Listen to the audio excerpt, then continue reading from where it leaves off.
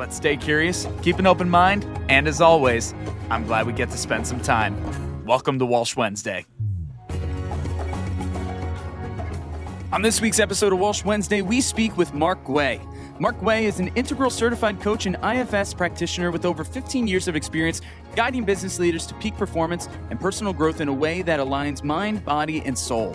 He's the founder of Fathers Without Compromise, a group coaching program and community for business-owning dads to be great fathers and build a great business without compromising one or the other. As an adoptee and a survivor of child domestic violence, he leads with this approach. To really change our lives, we must heal the past and embrace the unknown. To do this, we need self-accountability, a community of support, and trust that doors will appear, leading us on our path. Thank you to our Walsh Wednesday All-Stars, all of those who have generously contributed to the Walsh Wednesday 2025 Fund Drive. You can see the list of names on screen or in the description of this episode. And of course, thank you to our Walsh Wednesday Warriors, Jim Robinson, John Newhall, Meg Boyce, and Jenna Hess. These individuals have pledged $100 or more to Walsh Wednesday for 2025, either through the GoFundMe or our Patreon. This episode of Walsh Wednesday is brought to you by Impact PR and Communications, MHA of Dutchess County, the Council on Addiction Prevention and Education of Dutchess County Incorporated, Dayrock, Lockstep Rock Hair Design, A Touch of Naples Pizza and Pasta, Dutchess Beer Distributors, Feldman, Kleiman, Collins, and Sape LLP, Attorneys at Law, and Walsh Valuation. This episode of Walsh Wednesday is a little bit different than most because we just started talking and then naturally flowed into the interview before we even noticed. So no official intro like we normally do, but here's Mark Guay. Mark, I apologize. How do I pronounce your last name? Oh, that's a fun one. Should I take a guess? What do you think? Ooh, all right. I always feel bad when I screw up people's names. Just based on the UAY, I would say Guay. That's one way to do it. Yeah, That's sure. one way to do it. Yeah. Well, what's the way to do it? When I grew up, it was pronounced Guay. Guay. But if you're in France, it's Guay. And if you're in in Latino or Latin cultures, it's what do they always say? Guay, which means Guay, cool guy. Okay. Cool guy. Yeah. So I love whenever I travel, seeing how I find out in Laos my last name means potato. You have cool guy in one culture and potato in another. Yeah, so they found it really funny. There's a shirt too, I don't know one, which probably should, called Guayabera. That has 4 different pockets. That's in I forget what country, but interesting. Yeah, it's fun. That's funny. Which is good because when I grew up, my name it was challenging because being called gay was like a way in which people would try to insult somebody. Yeah. And sometimes it would be like a joke that people, and so it was never really a big issue for me, but it was always I always found it when people were uncomfortable saying my name. Interesting. Yeah. No, just looking at it, I'd be like, Guay. That would be the first thing that I would think of personally. But as a kid, I could see that kind of being rough at times. I didn't. How was that for you, if you don't mind me asking? We haven't even officially started. But... Yeah, no, it's a good question. I don't think I've ever been asked that. It wasn't really a big deal. At least I don't have many memories of it. I remember people trying to use it as an insult, and it didn't bother me. Well, that's good. Yeah, I was pretty confident and comfortable in who I was. And then around high school time, people started calling me Guay, and it was kind of a nickname. And I would come into a party and I'd say Guay. Yep. It was kind of fun, and it was celebratory. Yep, I got Walsh or Walshy all the time too. Yeah, so it became a nickname. Exactly. Were you in sports? Because I feel like that was a big thing in sports to always have just be called by your last name. Good question. So I was actually a theater kid, but hell yeah, same. I played sports. I couldn't. The way the theater schedule was, I couldn't be in a team.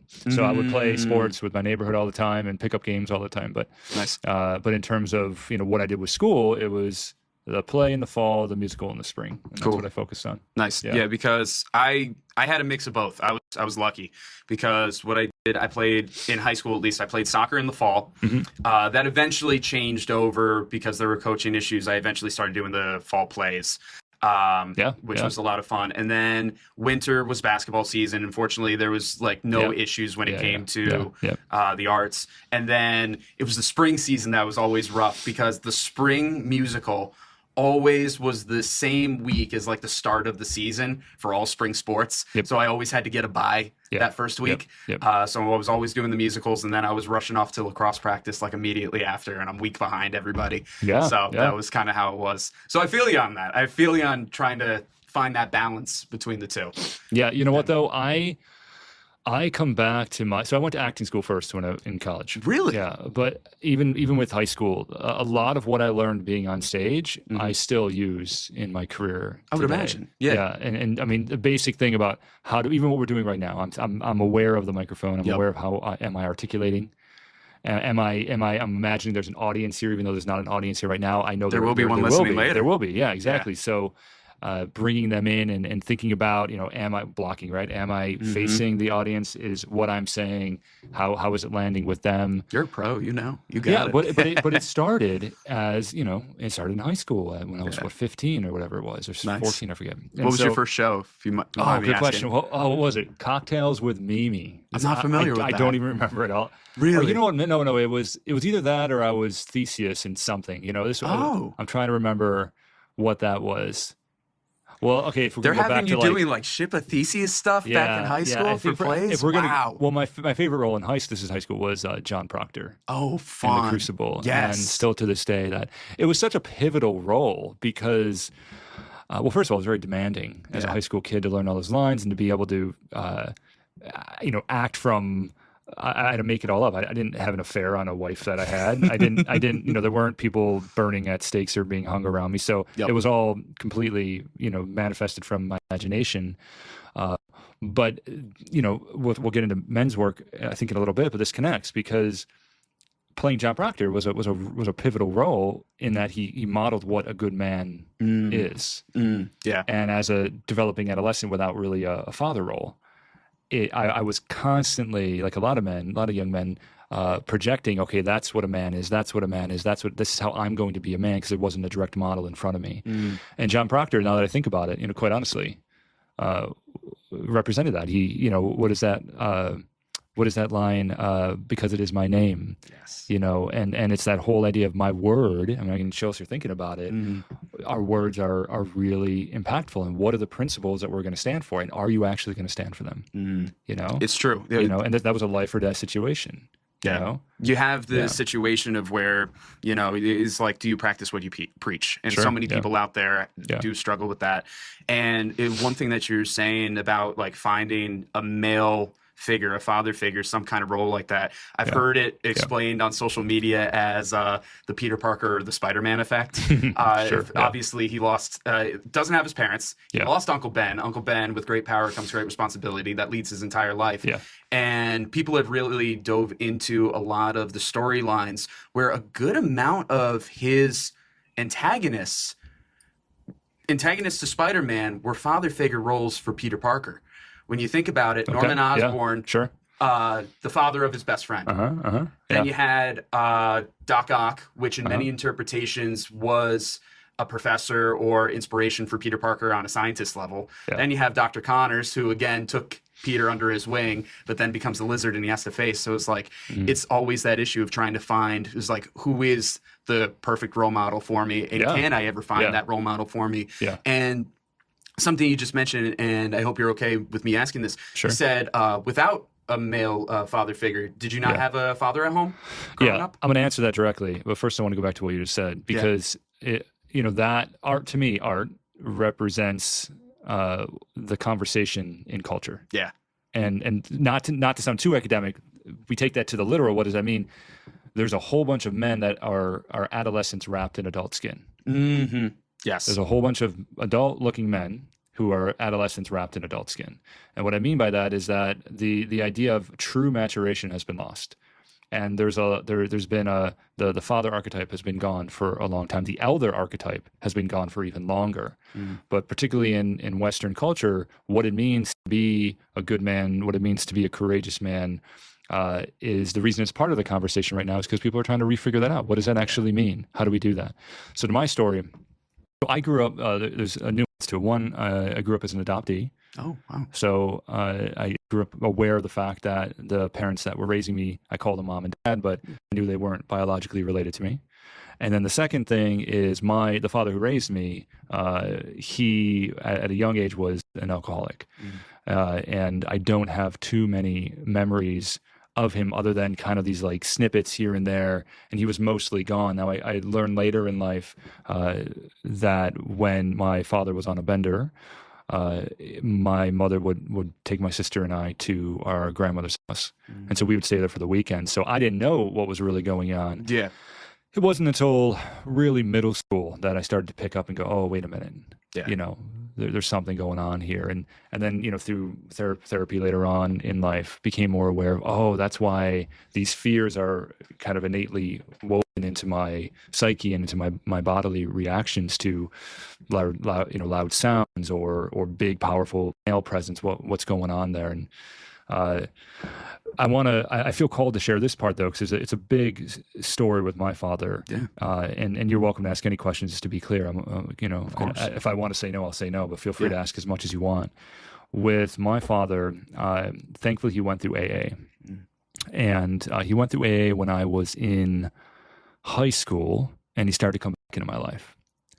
And I didn't see him, you know, turn into this heroic man that I had hoped he would be one day. But he evolved into this really soft man who was goofy. And I really owe it to my wife, who kind of looks at him as this goofy old man, funny, telling these awful dad jokes and just so silly, but relatively a frumpy man who sat in his chair and was very, very, very frugal. I mean, this man would get a $1 McDonald's coffee, extra large coffee on Monday, and he would parcel it out for the entire week. Oh, wow. Yeah, and I had to convince him to get a recliner because he was sitting in a foldable chair like the ones we're sitting on, you know, after my mother divorced him. So I'm grateful that my wife kind of got me to see him in a different way. So to me, it's kind of like two different men. It was this man who was verbally abusive, just in pain all the time. You know, as an adult now, I look back and I realize, oh, geez, he was on really heavy pharmaceuticals that the VA put him on from a very, very young age. Heavy antipsychotics, antidepressants, and there were 3, and they were like these green. I remember looking at them as a kid, going, "That can't be good for you." Yeah. And they really mess with the brain chemistry. And then you add in binge drinking on top of that, and he was trying to self-medicate. This is a man, like many men, who were just victims of generational trauma. Yeah. And he didn't have the support to help him grow through it in his life. And that's something I often talk about is we as men, we have the ability to rewrite the generational scripts that we pass down through micro behaviors and macro behaviors as well. How we show up to work, how much money we earn, what kind of lifestyle we build for ourselves, the way in which we treat each other, the way in which we treat women, the way in which we treat ourselves, right? All these things, right? So that's the longer answer to your question. There's more I can say about him. But I appreciate it. And I appreciate the vulnerability and the transparency with all that. I'm sure, you know, it's always interesting looking back at something when you're a little kid and you're not quite understanding what's going on. One of my favorite artists, Rob Thomas of Matchbox 20, he has the song 3 a.m. Yeah, and I know it, most people, do you know the backstory behind it? No, let's sing the song for a moment. What is it? I know. It's 3 a.m., I must be lonely. And she said, baby, and I can't help but think about all sometimes, and the rain's gonna wash away, I believe it. Yeah, brother, you got a voice behind you. Thank you. Well, beautiful. I got the guitars. I got a gig right after this.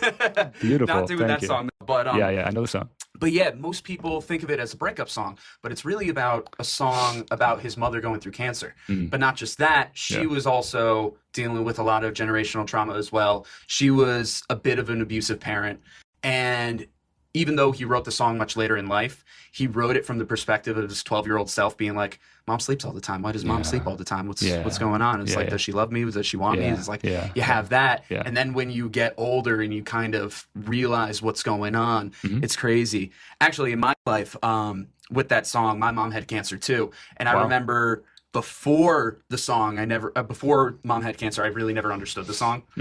And then when Mom had cancer, and again, like she wasn't abusive towards me by any means. That part was not there. But when she had cancer and I listened to the song again, it's like, I get it. Yeah. I get it. And it was just kind of weird, like the before time and the after time.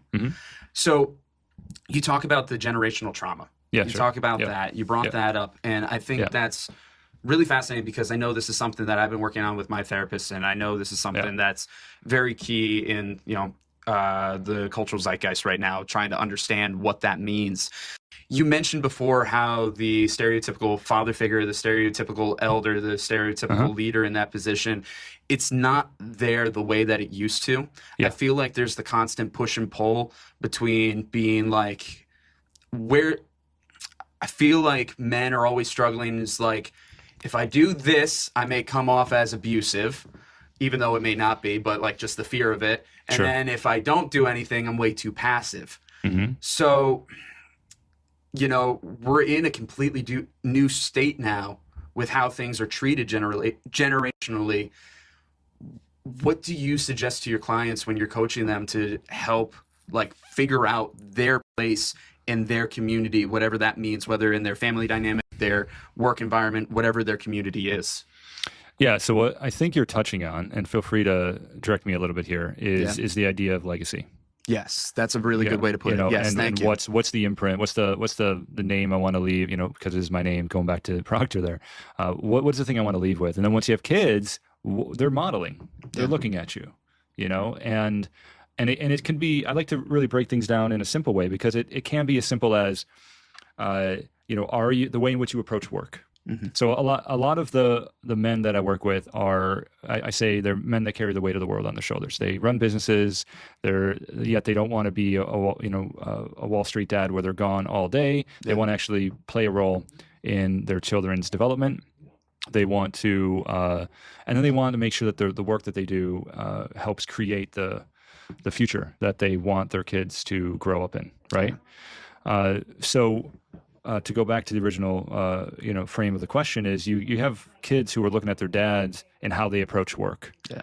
And there's one path where it's just you just do what you got to do and you just go and you just work a job, no matter how soul crushing it may be.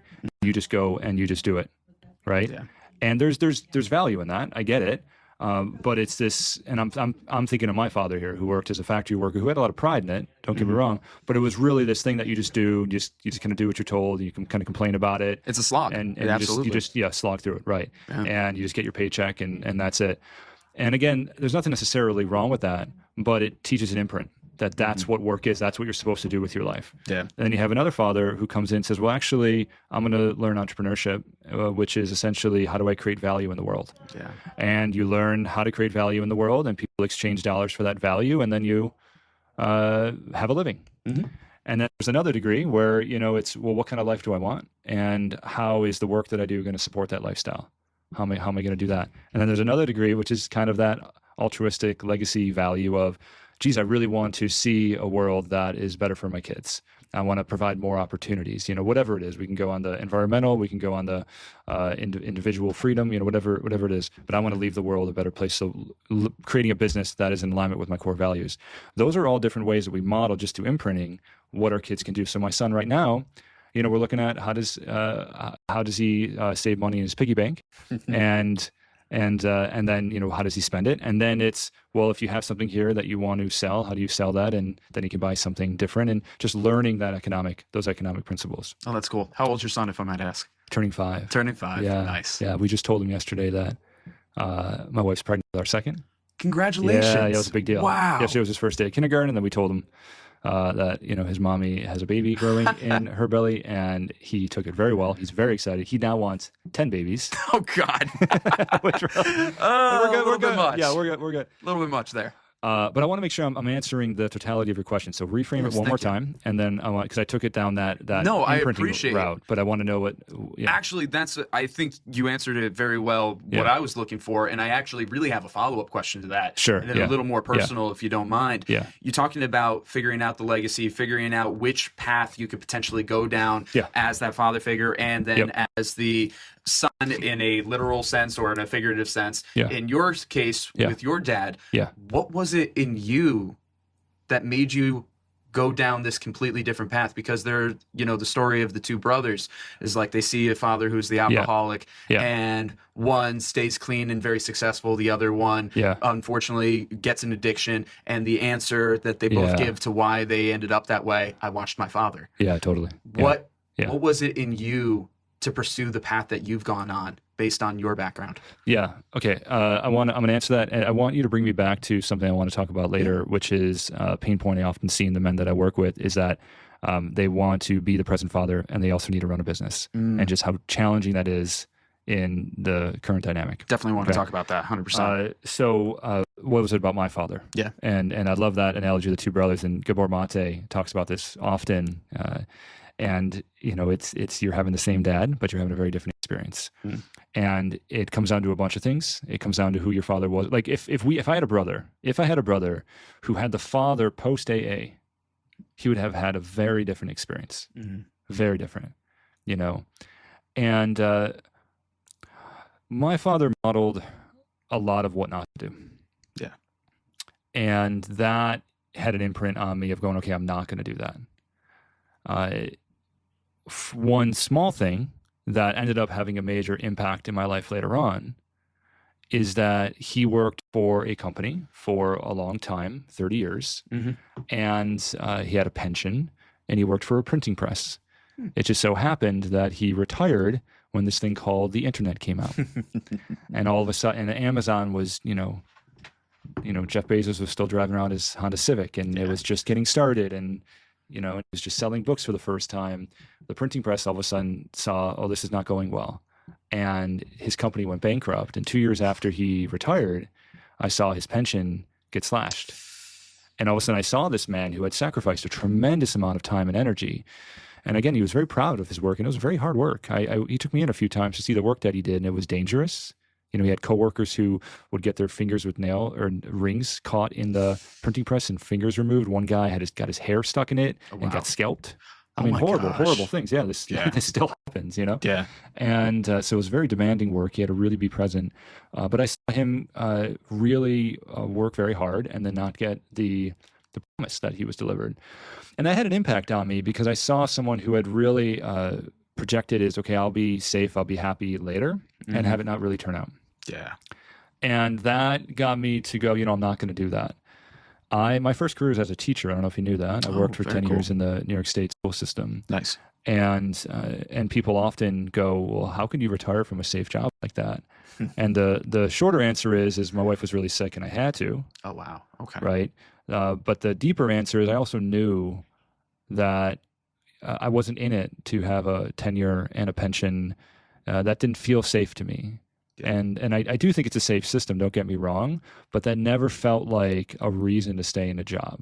So I was able to resign from teaching because I never told myself I'm in it so that I have this pension that I'll be taken care of for the rest of my life. And I think most people will be fine with that, but to me, I could never really trust that would happen because I saw what happened to my father. I agree. And quite honestly, the school system needs some drastic upgrades. So I would not be shocked if in 10, 20 years something does happen and teachers are going, what happened to my pension? I hope that doesn't happen, but I wouldn't be surprised. I literally just had a interview with somebody from a school and we talked about a lot of this. And it's true. With them, it was a private school, but we talked about how he had the public school background and now he's working with a private school, and we talked about I did that too. Yeah. It's really fascinating conversation on that, but you're right there.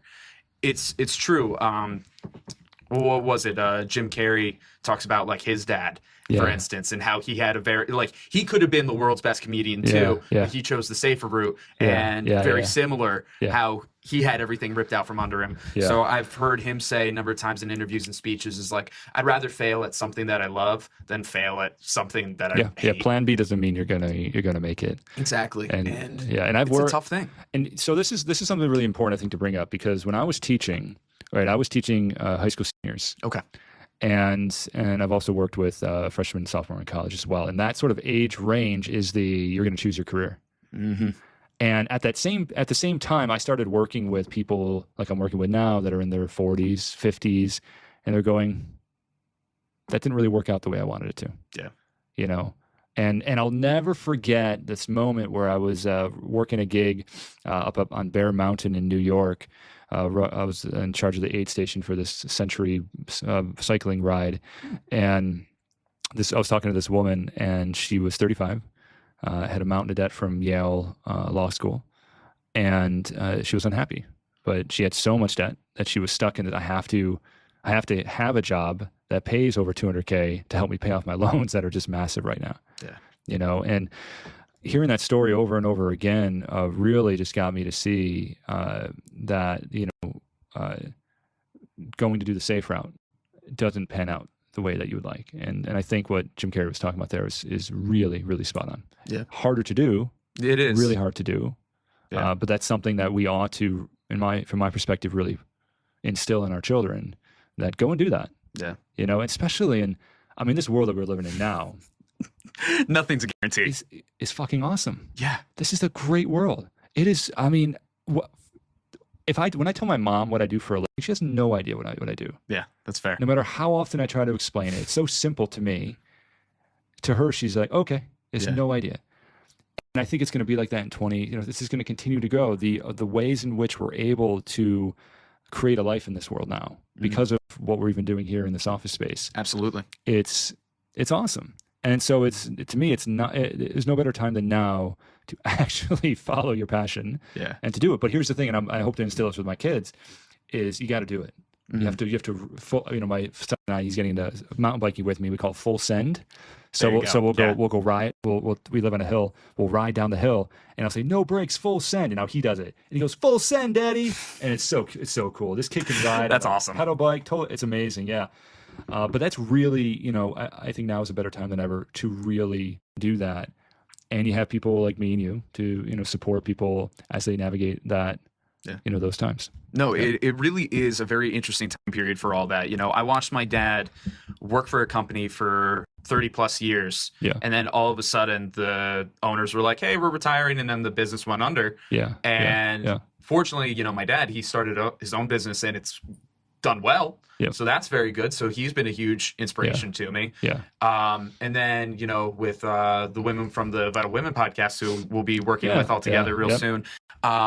They have very similar stories where they say it was like, they're, you know, in their 60s now, but in their 20s and 30s, they were doing something different. In their 40s, they were doing something different. It was like, what that idea of having to choose something at 18 and stick with it is kind of absurd. Like, how many people actually pan through with that? It's very rare now. It's very rare. And I think that pivots really nicely into the point that you wanted to continue with next. And I wanted to talk about this too. Yeah.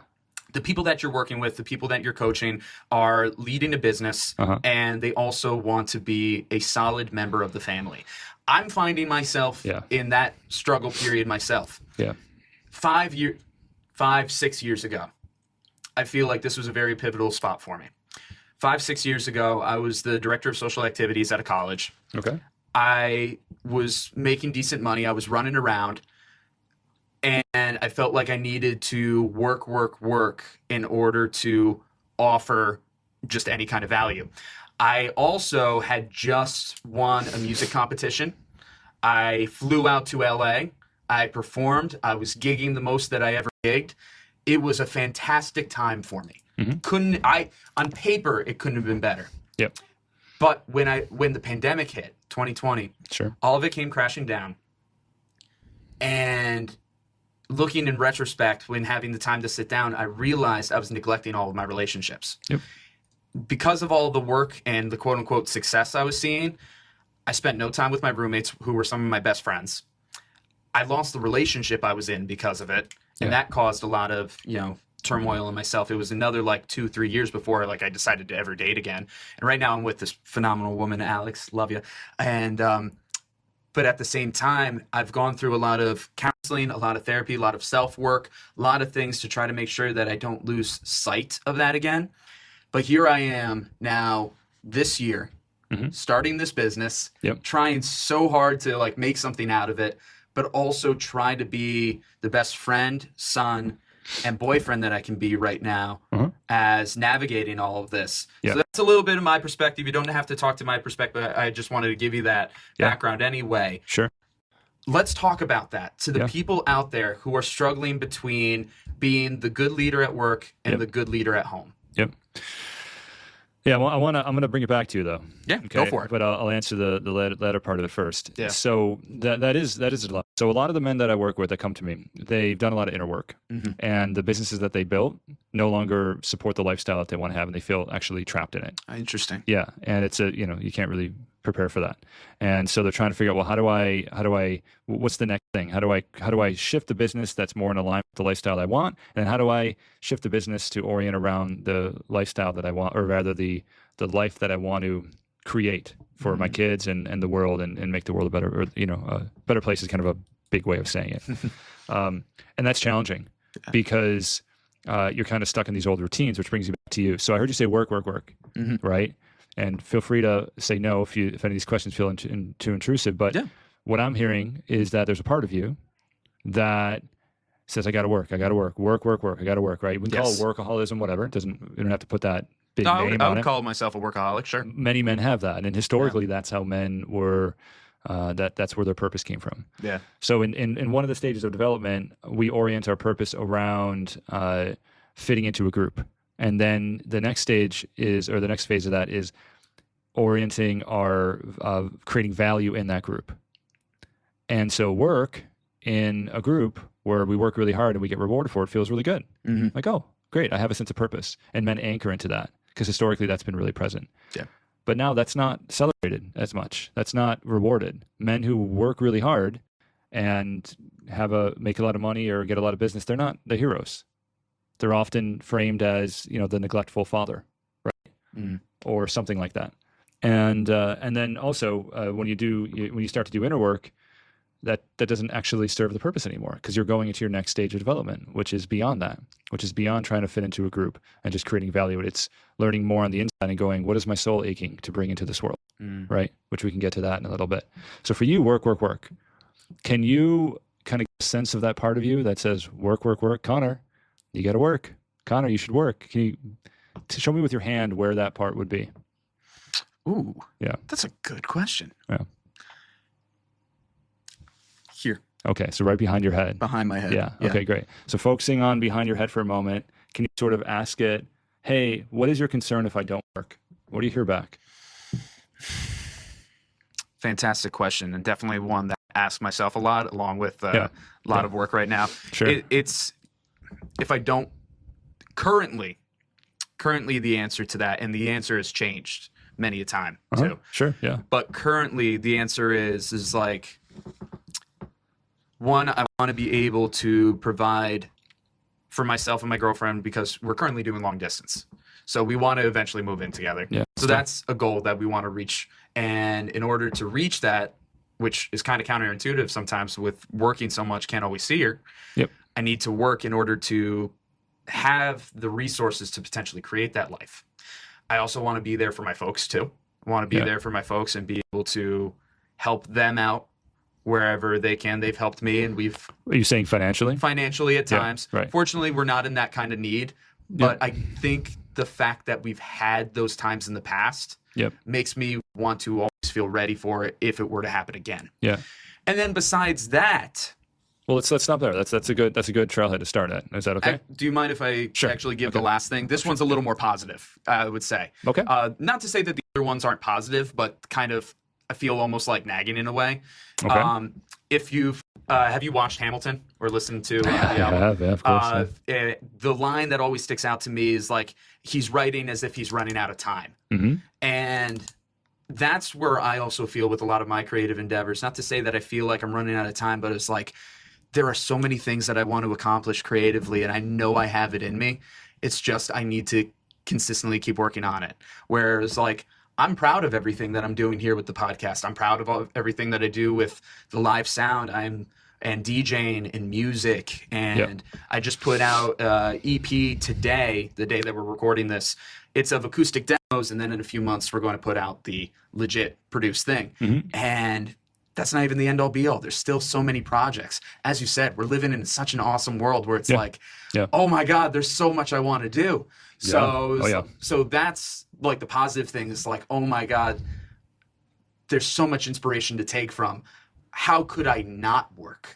How could I not do this? Sure. It's like one of those things. It's like, it's like, it's awesome. It's awesome, and I love doing this. So those would be like the top things as of this moment.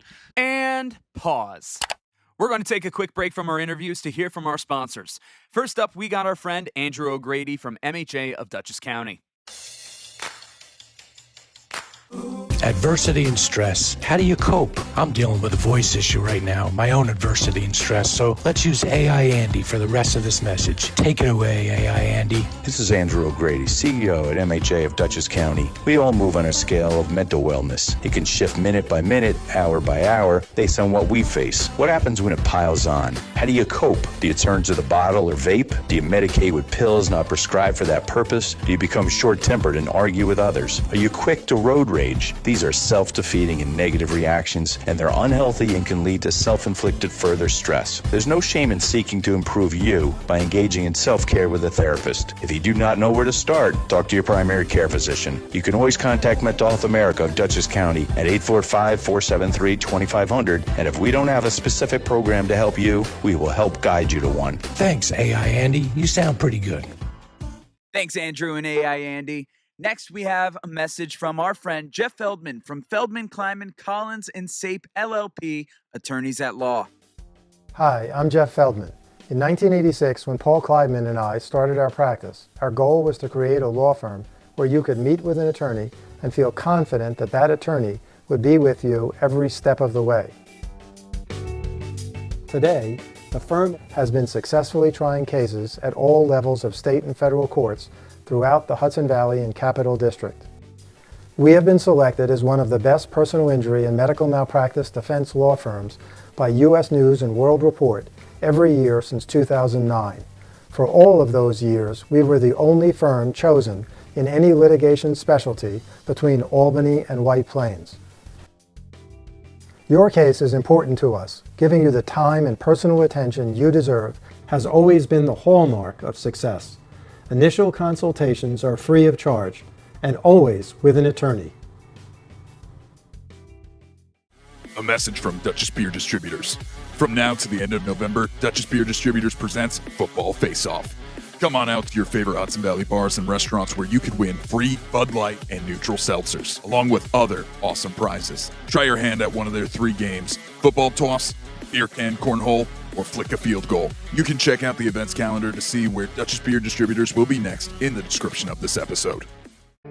Attend the tale of Sweeney Todd. That's right, just in time for Halloween, Core Theater Group presents Sweeney Todd, the Demon Barber of Fleet Street, at the theater at Mountain Lake Park in Warwick, New York on October 17th through the 19th. Celebrate spooky season with this legendary musical which blends horror and dark comedy. For tickets and more information, please visit coretheatergroup.com.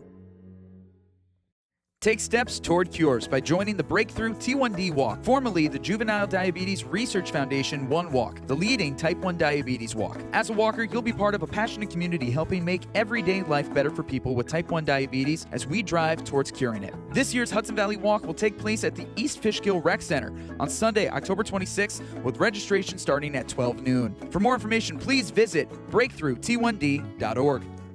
Spend some time at the Dutchess Ulster Walk to End Alzheimer's on Saturday, October 18th, starting on the Highland side of the walkway over the Hudson. Now is the time to get out, get moving, and join the Alzheimer's Association Walk to End Alzheimer's, the world's largest fundraiser to fight the disease. With new treatments emerging in the fight against Alzheimer's and all other forms of dementia, now is the time for hope. Now is the time for action. Registration starts at 9 a.m. with ceremonies kicking off at 10 a.m., and the walk will begin at 10:20. Stick around for heartfelt speeches, music, crafts, vendors, and more. All funds raised through the Walk to End Alzheimer's further the care, support, and research efforts of the Alzheimer's Association. Each registered participant will receive a promised garden flower. You can choose the color that best represents your connection to the disease. Blue represents someone living with Alzheimer's or another dementia. Purple is for those who have lost someone to the disease. Yellow represents someone who is currently supporting or caring for a person living with Alzheimer's. And orange is for someone who supports the cause and the association's vision of a world without Alzheimer's. Thank you for your continued support, and we look forward to seeing you at the Dutchess Ulster Walk to End Alzheimer's on October 18th. Up next, we have our friend Philomena Finelli from Impact PR and Communications. Thanks, Connor. I'm Philomena Finelli, CEO of Impact PR and Communications and a media maven, which is a fancy way of saying that my team and I help companies get in the news, transform leaders into thought leaders, and cut through the clutter with messaging that matters. And we do it all with a smile. Our agency was named the Woman-Owned Small Business of the Year for 2024 by the Metro New York District Office of the U.S. Small Business Administration, and we received the Gold Stevie Award for Women-Run Workplace of the Year, which is an international recognition. But it's not about the awards, it's about the personal interactions.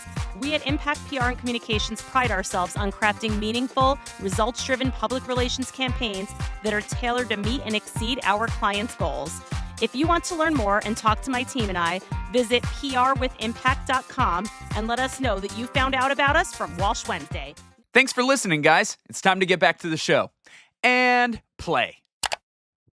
This episode of Walsh Wednesday is brought to you by Impact PR and Communications, MHA of Dutchess County, the Council on Addiction Prevention and Education of Dutchess County Incorporated, Dayrock, Locks That Rock Hair Design, A Touch of Naples Pizza and Pasta, Dutchess Beer Distributors, Feldman, Kleiman, Collins, and Sape LLP, Attorneys at Law, and Walsh Valuation.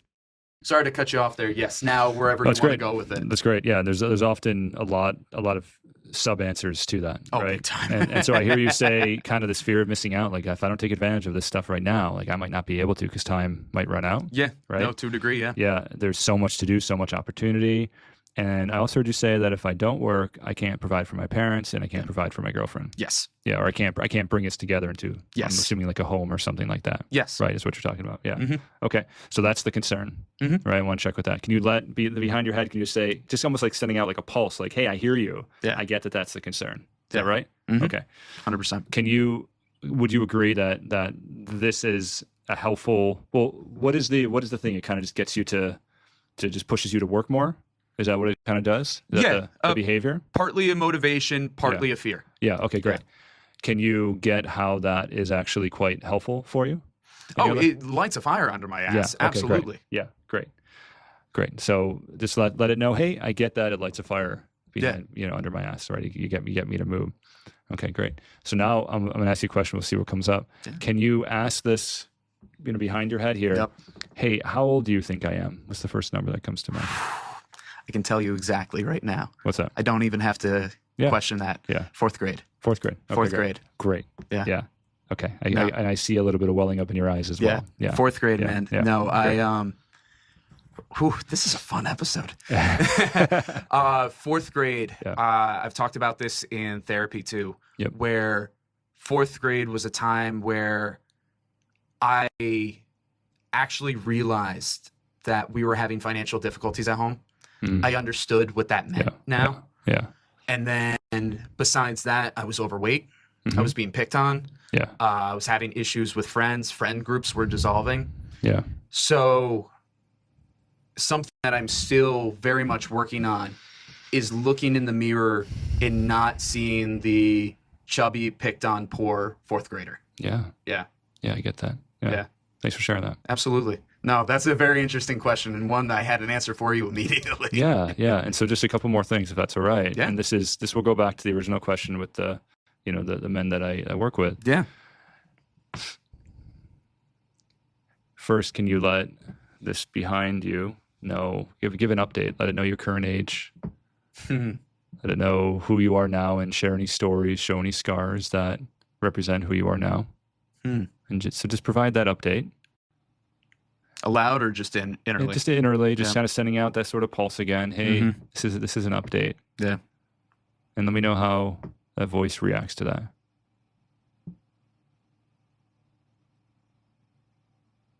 Kind of like, oh shit, you're right.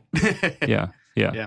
And we'll pause there. Okay. And there's more you can do with bringing, and if this comes up later after this episode, feel free to reach out. But there's more that you could do. You can invite that fourth grader, maybe standing in front of the mirror, kind of talking to the fourth grader like you needed someone to talk to you at that age. Yeah. And then inviting this driver, this one that says work, work, work, to witness. And what often happens is the roles begin to shift. And that part realizes, hey, I don't have to force you to work for you to be motivated, for you to do all of these things. Yeah. Right. And then we shift into, well, what healthier habits, what healthier sources of motivation might better serve you now to get you to still be motivated, but also make sure that you're not ignoring your relationships because you're focusing so much on work. Does that make sense? No, absolutely. Yeah. So thanks for letting me guide you through that. Yeah. Wow. Was not expecting this today. You're good. Thank you. And that right there is one of the main things that often comes up. That driver, that work is often one of the first that we come into relationship with whenever I'm supporting men in, high performing positions, because they are being pushed to work. And one of the hardest things to do is to start saying no. Yeah. And that's something that's been very tough. It's I've been really doing tough, it a yeah. lot more in the last year or two, but that was not a regular thing in my life. It's even harder when you're running a business, because a lot of times, whether you're owning your business or you're a senior leader, in these larger corporations, the same thing applies. Is you often get to that level of position that you have because you were really good at saying yes. Yeah. And yet being a yes man will get you very far in life, but it will eventually get you to a place where you're completely oriented outside of yourself, and you're saying yes to so much that you're forgetting yourself.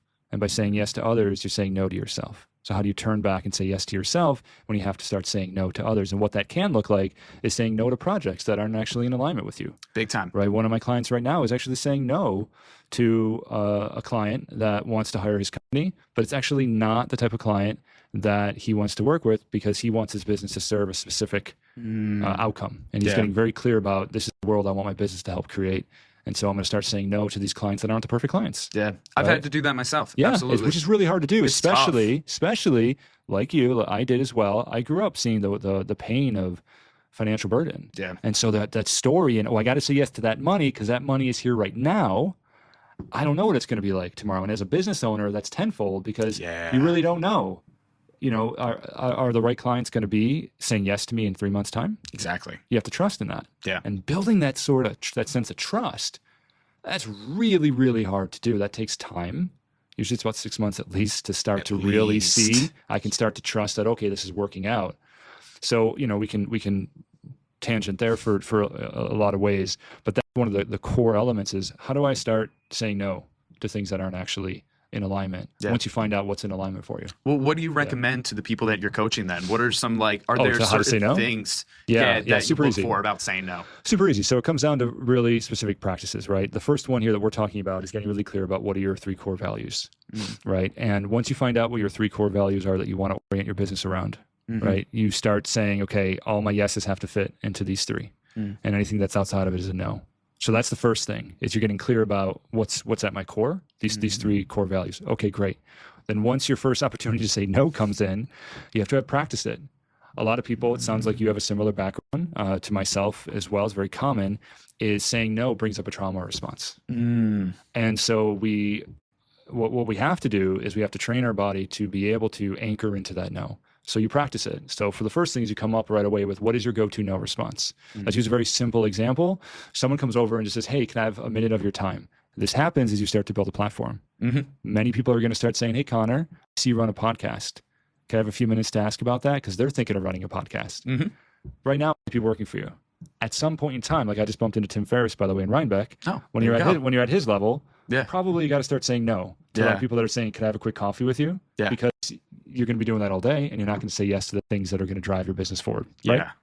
Let's just use that as an example. So you get clear about what is my go-to no statement. So first you want to articulate what that is.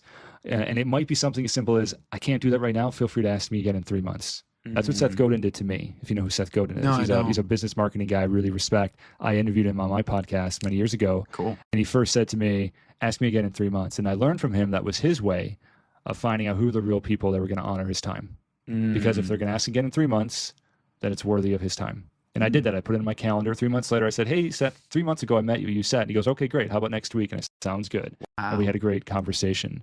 So that might be one. Another one would say, no, I can't commit to that right now.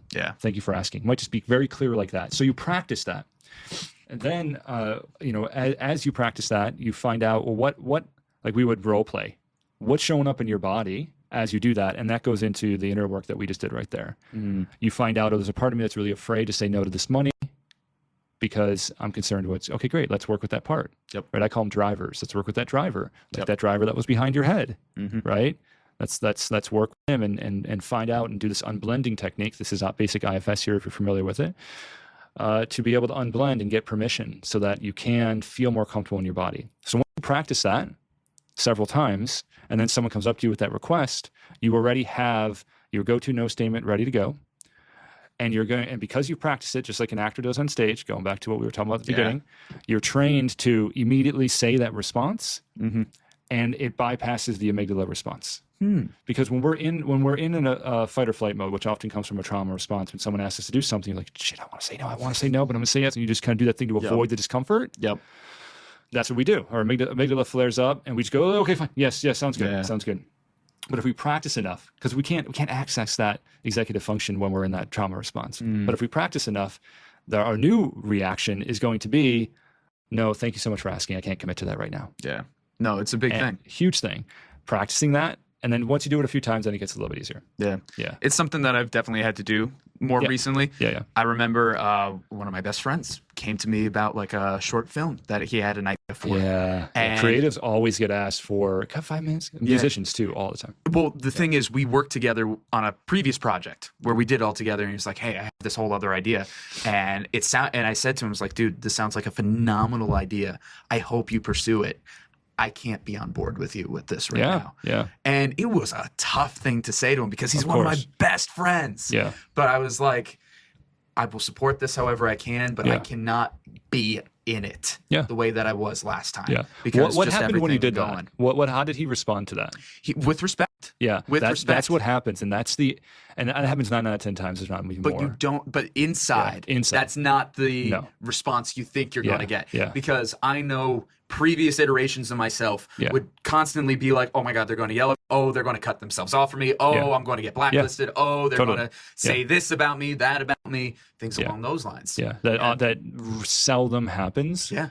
What often happens is people have more respect to you, which goes back to one of the things we were talking about at the beginning with what is a man? How does a man operate in this world? And one of them is when you get clear of what your principles are, you stand near them. Yeah. That is damage to your soul when you don't. It is. And then you kind of like, I feel like in my experience, at least, a lot of resentment built up inside during that time. Yeah. Because take that time back in 2019, 2020 that I was talking about. Yeah. I was a yes man saying yes to everything. I was busy, and because I was away from everybody, I also had resentment towards some of the stuff that I was doing because I was like, damn, I wish I didn't say yes to this. Damn, like this is holding me back. Yeah. Oh, I can't do this now. Yeah. Yeah. So you're not really in the thing. Yep. And you're not following one of your core principles, which is to do good work. Yeah. You can see the slippery slope of that. 100%. Yeah. And it was a slippery slope. And our kids will model that. Yeah. Our kids will model that's okay behavior. And it's tough. I know myself, I know other business owners that want to give all of themselves to everything. Yeah. How can you do that? You can't. Exactly. You can't. It's really hard. But again, people respect you more when you hold your boundary and you say no to things that are not in alignment. Yeah. And you can do it in a way that's respectful. And I really can't commit to this right now. My plates are really full. Thank you so much for asking, though. Yeah. What you can do is you can offer, but I suggest you check this out, or I suggest you go here. Yep. You can do that because there is a stage where those conversations are really helpful. You know, big time. One of my friends she's a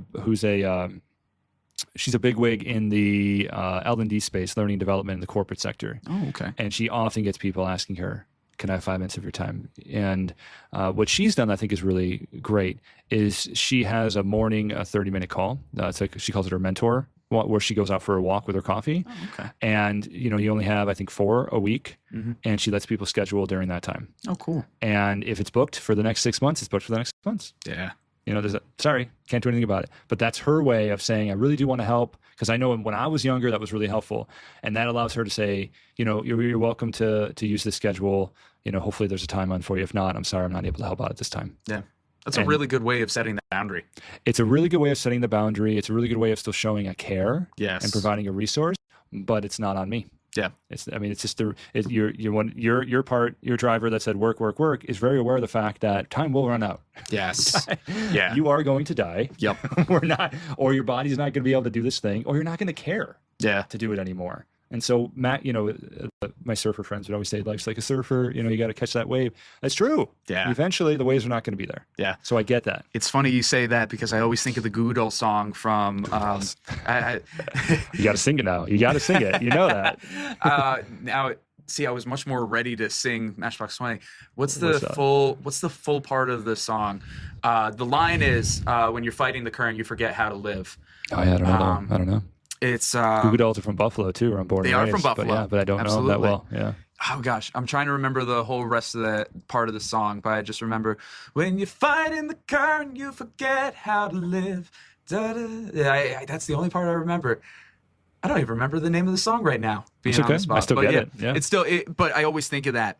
How it's That's like the power of musicians, by the way. Yeah. Power of art. Power of art. Right? Yeah, One line. Ernest Hemingway said you just need one line. Yep. It's true. You just need one line moves people. Look how it's moving you right now. Absolutely. Yeah. Well, I always say with my music, I want to be the soundtrack to people's lives, like my favorite artists have been for me.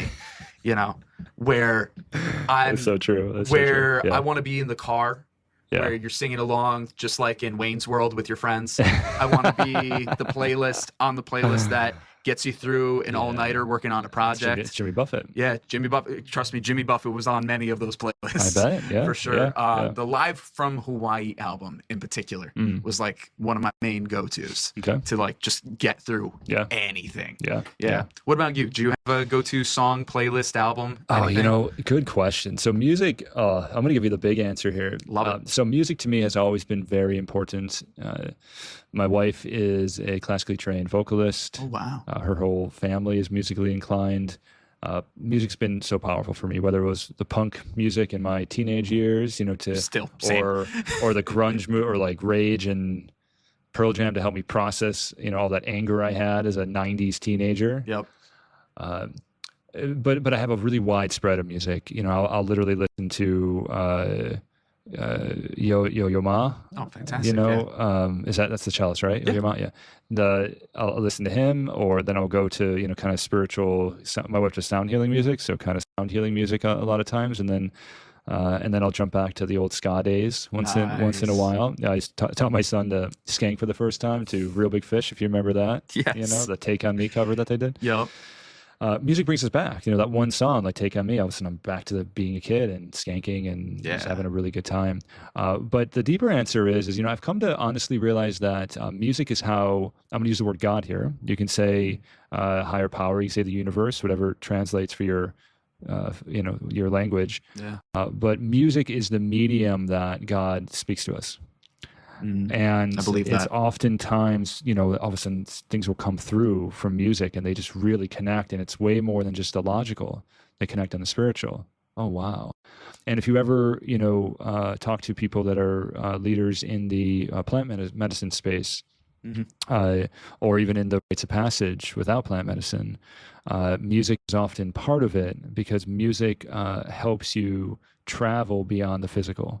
Now, I'm getting into a pretty big concept here, and I know we're probably closer on time, so I won't go into all of it. It's all good, but I know where you're going, and I believe it too. Well, and one of the core principles of culture back to the earliest human is music. Yeah. Right. And if you're in a rite of passage, the shamanic drum is often super powerful. If you're in a meditation, the drum is really powerful. Why? Because the drum brings you back to your body. When you travel to the spiritual realms and you come back, the drum is what brings you back. But music is incredibly powerful. Music allows us to have conversations with our ancestors.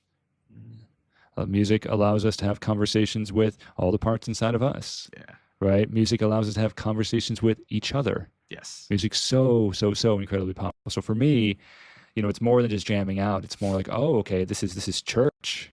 Yes. All right. Yeah. Amen. Let's go. And whether you're, skanking or you're listening to, Kirtan with Krishna Das, it's all the same. Ozzy Osbourne just died. I know. Yeah. We've talked about that a couple times here on the program. And I was really moved by that. I wasn't the biggest Ozzy fan. Not that I don't think his stuff's bad. I just never really got into it. That's fair. Yeah. My college roommate was a classically trained guitarist, and he practiced Randy Rhoads all the time, which I believe is one of and then Zach Wilde, which I believe was another one of his guitarists, if I'm not mistaken. So I'm very familiar with his work, and the depth of it is amazing.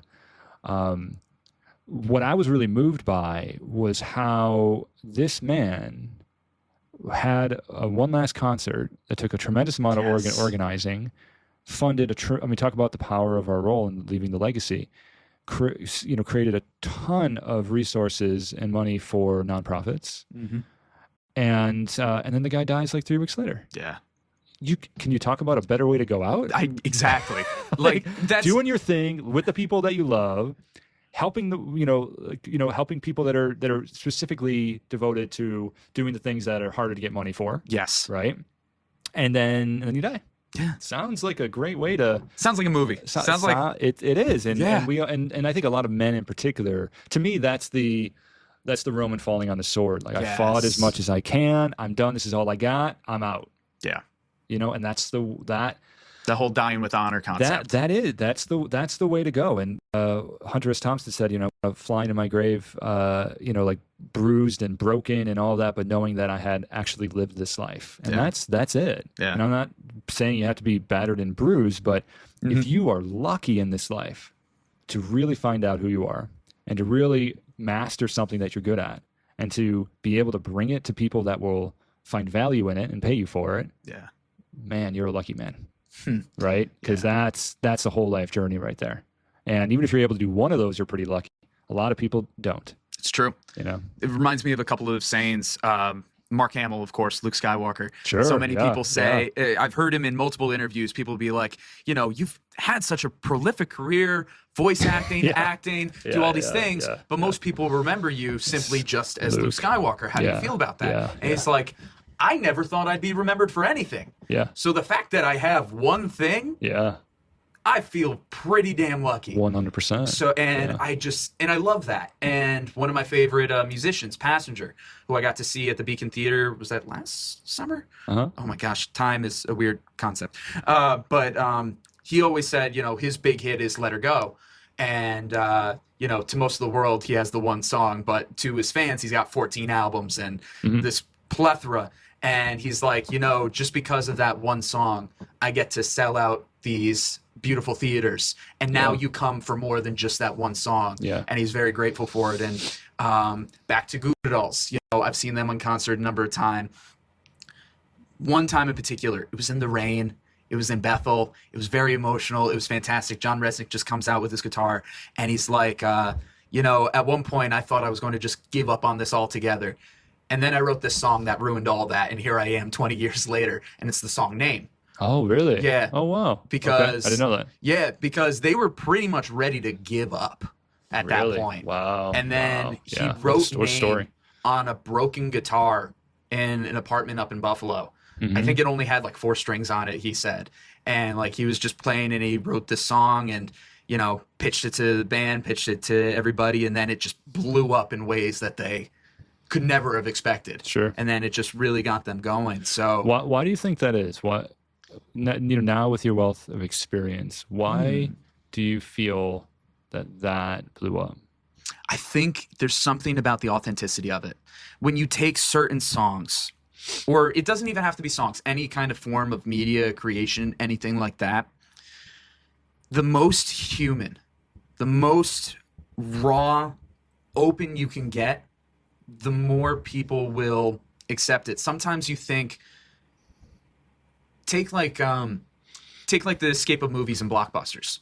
Blockbusters, they always try to appeal to the most amount of people. But we've been finding a lot of the stereotypical blockbusters haven't been working recently because you're trying to cater to everybody. Yep. But when you put out such an incredible personal experience, and you might think it's like, oh, this is too niche, only makes sense to me, nobody else is going to connect with this. Funny enough, that's when people really connect the most. Yep. So a song like Name, where John Resnick's like on his last leg, of course that's going to come out like that. Let Her Go, who Passenger said is like one of the deepest songs that he had written at that time, helped break him through. And there are so many other people that tell that story time after time. Best example of it, Don't Stop Believin'. Journey?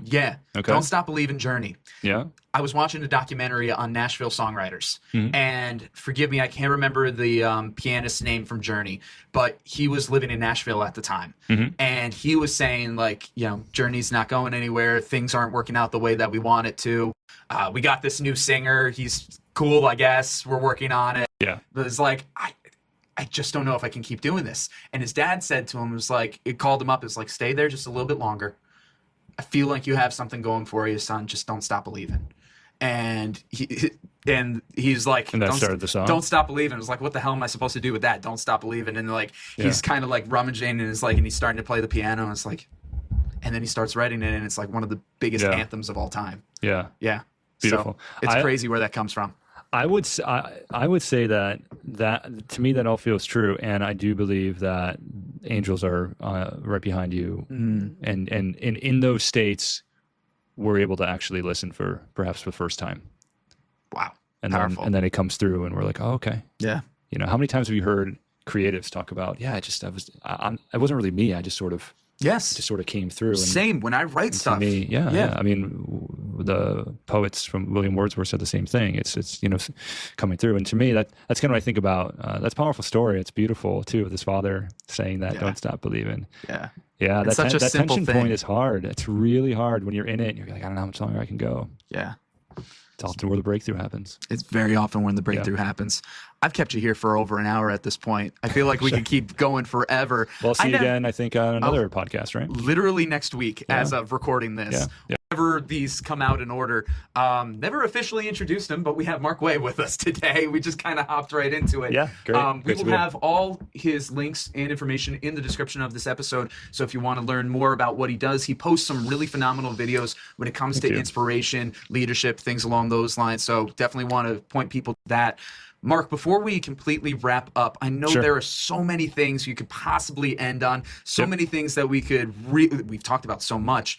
Do you have any last little nugget that you want to end on to share with the Walsh Wednesday listening audience? Oh, I wish I had a quote or something along those lines. Doesn't have to be a quote. Just what's in the heart. I mean, here's the invitation, and this is what I often do, and this is to me the difference between therapy and coaching, is whenever I'm working with someone, if anything, one small thing stirred something within you today, what are you going to do with it?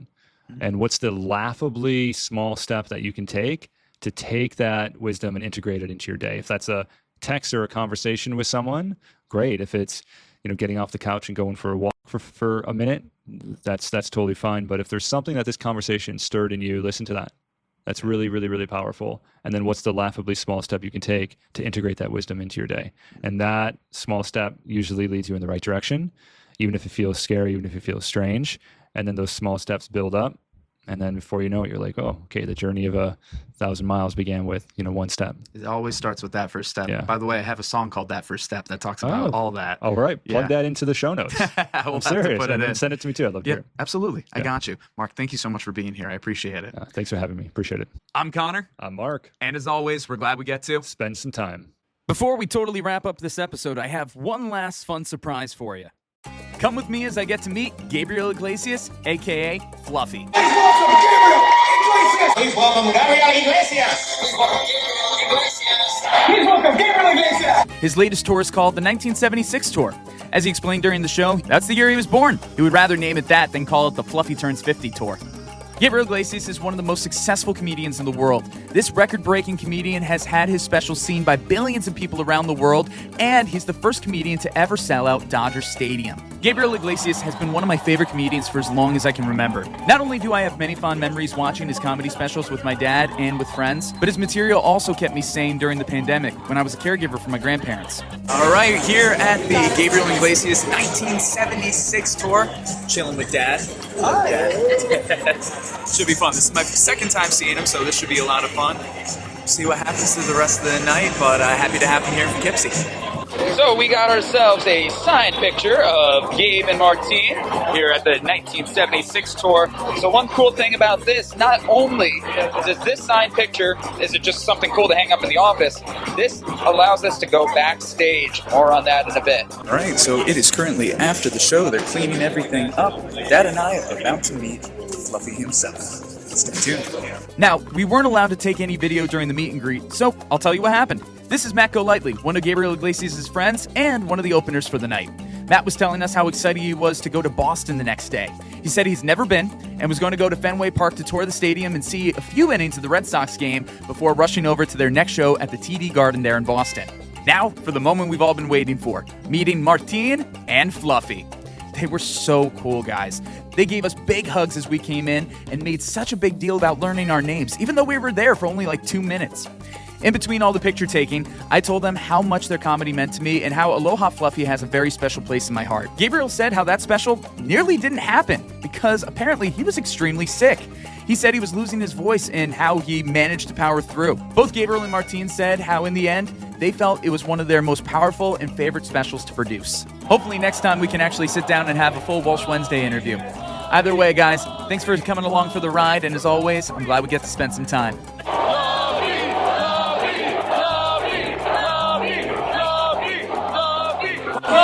Wonderful. Thank you so much. And that's a wrap on this week's episode.